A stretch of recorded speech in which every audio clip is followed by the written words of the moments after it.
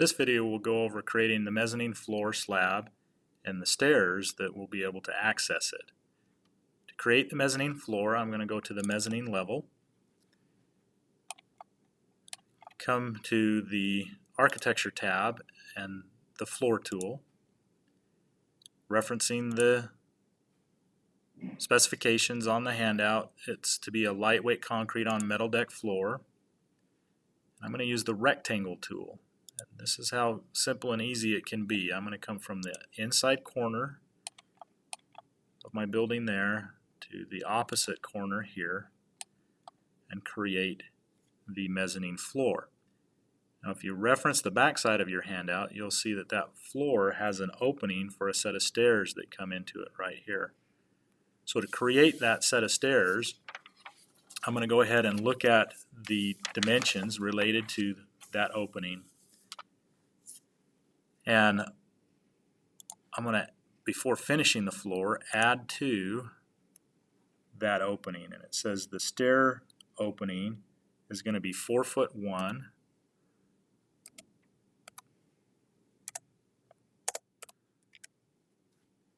off of that grid line and back up to this grid line. So this area represents the opening in my floor. Now if I just try to finish the floor right now, it'll give me an error message because I don't have the rules properly followed with closed boundaries.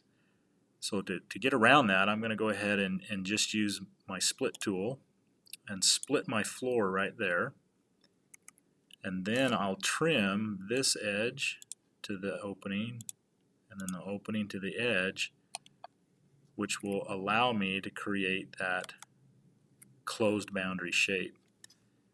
The next thing I'm going to do is change the direction, span direction of my floor. So I'm going to go ahead and select the span direction tool here and select either one of these vertical lines on this edge and then hit finish.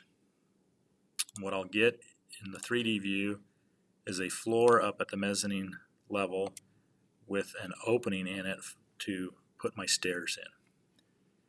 To put my stairs in, I'm just going to model them in anywhere and then I'll move them into place. So I'm going to go back to my main level view, and I know they exist in this area here. But on the architecture tab is my stair tool, so I'll go into that. My stair width, referencing the handout, should be 3'6", and I need to double check where my stairs are going or their total rise. I want my stairs over here to go from the main level to the mezzanine level. By default, stairs will just go to whatever the next level is above. So you will need to make sure you have that change put in there before you create the stairs, or else they won't get to the level you want them to go to. Once I have that change in there, if you remember from stairs, stairs are created by their run typically, and the first point that I pick is going to be the down part of the stairs. So I'm just going to select a point out here and make sure I create all of the risers and select my second point after it says 21 risers created and 0 remaining, and that will get me this first set of stairs. If I finish that set of stairs, I now have that I can then move into place. And I'll go ahead and select those stairs and then my move tool and snap to that outside corner here of the stairs and place it at the intersection of the grid and the inside portion of my CMU block wall. And that will move my stairs into the proper location. Let's go ahead and look at the 3D view and see our stairs coming up through that opening in the floor that we just created. And it looks like I'm going to need to do some work on this guardrail or handrail here. So I'm going to go ahead and turn this into a combination of a handrail and a guardrail that will enclose the opening in the floor so that somebody doesn't fall through it. To do that, I'll go ahead and select that railing and say edit its path, and then I'll get into a plan view of it so I can actually see that magenta line, which is the path of the railing. And I'll just simply add on to it. I'm going to add a little radius segment here, and then I'll come in and create the path of that railing on top of the floor to about there, and then back into my wall there like that. And it's going to come back up the stairs, around, and back over top of itself on the mezzanine level. And we'll go ahead and just finish that right there and see what kind of a look we get.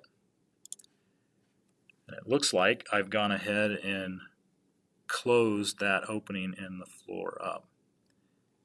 The next set of stairs sits over here and comes from the warehouse area up into the mezzanine area. The dimensions for that again are on the back side of your handout. We're going to do those a little different than what we did with this first set. So I'm going to go back to my main level view and just come over here, and I'm going to create that next set of stairs. So I'll go to my stair tool, double check that my width is still 3'6", that the top level will go to mezzanine level, and then I'll create that set of stairs. And make sure you get the entire set created at once. Before I finish the set of stairs at this point, I'm going to add to it a landing this time. So I'm going to go to my landing tool, and I will sketch on a landing. So I'll grab that, and if I just add to it, looks like that landing is 5 feet. And then the landing width is 3'10". And then I'm back here. There will be a landing that I've added to it. So I'll just finish that.